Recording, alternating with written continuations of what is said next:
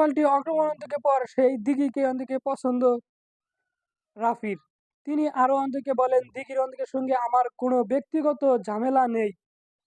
তা না হলে অন্দিকে একজন শিল্পীকে অন্দিকে সায়েন্স অন্দিকে করিয়ে টিজার শুট অন্দিকে করিয়ে তাকে বাদ দেওয়ার তো কোনো কারণ নেই।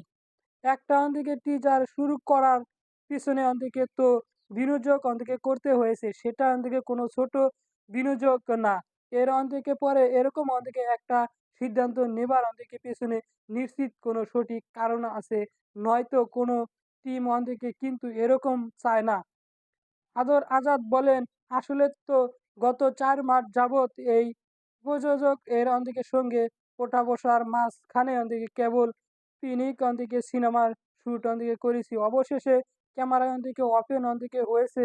গোটা অন্দিকে ইউনিট অন্দিকে প্রোডাকশন এবং কাজটা নিয়ে অন্দিকে দারুণ আশাবাদী। পূজা শেরি বলেন, আলোক হাসান ও আদর আজাদের অন্দিকের সঙ্গে এর আগে আমার কাজ